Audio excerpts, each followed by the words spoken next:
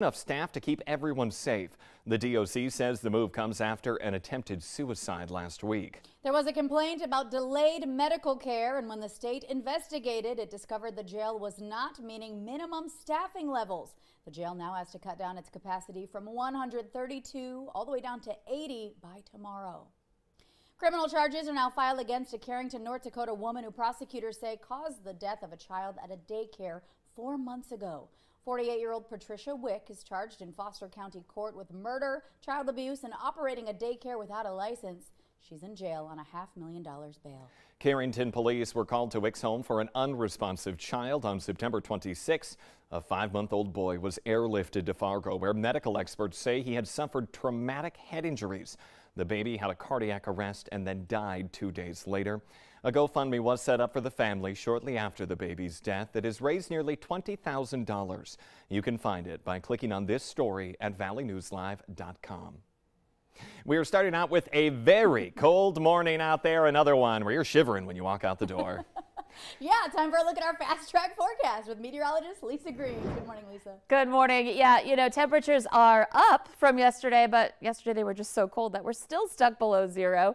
And to look outside, clear skies, nice, beautiful view of that sunrise starting up for us here this morning. Here's a look at the numbers. It's not just the temperatures, it's the wind chills too. And those are the numbers in pink here. So for Fargo, it's 10 below zero. The wind chill is 29 below. So again, much colder. Langdon, one of our trouble spots here this morning, we're at 24 below. That's just your air temperature, and the wind chill there at 47 below. So that's our worst off place that we've got a report from. And then Thief River Falls 15 below, 35 below your wind chill.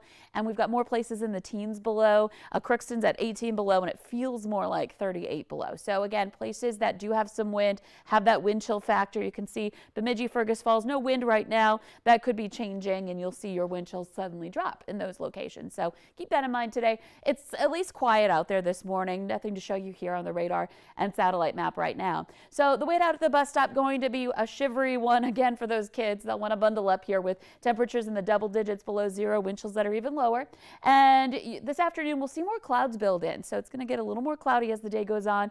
And those clouds could produce a flake or two, a couple of flurries possible. Temperatures reaching the single digits for your highs for today, above zero. So that's a nice big improvement. I want to show you our 7-day planner. Of course, we want to make sure you know that the second, that's on Thursday, Groundhog Day, and we've got some windy weather coming our way, and we've got colder temperatures too coming our way as well. We're going to see temperatures into that zero range, but they'll actually be dropping as the day goes on. So slight warm up the next couple of days. We take a big drop on Thursday, and then we start to recover. And in fact, just in time for the weekend, we see those temperatures back into the 20s. So warming weather heading our direction here eventually.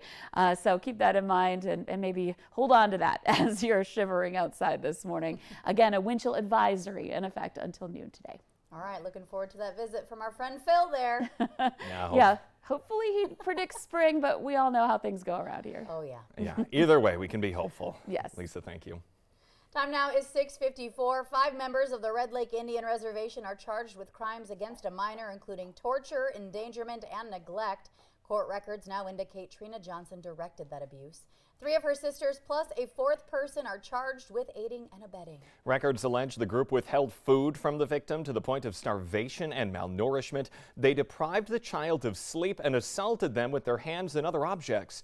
It's alleged to have happened between April 2021, or between 2021 rather, and April of 2022. 1 in 4 women and 1 in 9 men experience physical violence from a partner, according to the National Coalition Against Domestic Violence. But the question we're asking this morning, are local laws enough to protect victims of that domestic violence? The Valley Today's Nashay Taylor spoke with a former prosecutor about what those laws mean. She joins us live in studio this morning with that information. Good morning. Good morning to you both. Law experts say domestic violence laws are generally adequate, but they say many factors contribute to an outcome that may not be favorable. Domestic violence is classified as a misdemeanor in North Dakota, but can be enhanced to a felony depending on the level of injury against the victim. Law professionals say they often run into the issue of victims not wanting to testify against their abuser. And when domestic violence typically occurs behind closed doors, there is an opportunity for reasonable doubt. If there's another plausible explanation for the events, there's reasonable doubt. And so if neither story is supported and both are plausible, it's probably not a great case to prosecute. Visti says the law is fact-specific and requires evidence, so the end result comes down to what the prosecutor can prove. But if you or someone you know is a victim of domestic violence, there are resources available which can be found on our website. Ashlyn, Jordan? All right, thank you for that information this morning, Nishay. A 65-year-old Fargo man is facing assault charges after a man says he was hit with a blunt object while clearing snow from an alley at a South Fargo apartment building last week.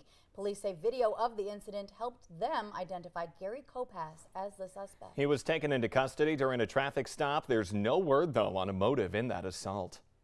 The mayor of Ada, Minnesota is facing DWI and reckless driving charges. Court documents allege that John Hintz drove a car into a ditch in Norman County back in November and that his urine alcohol content was 0.22.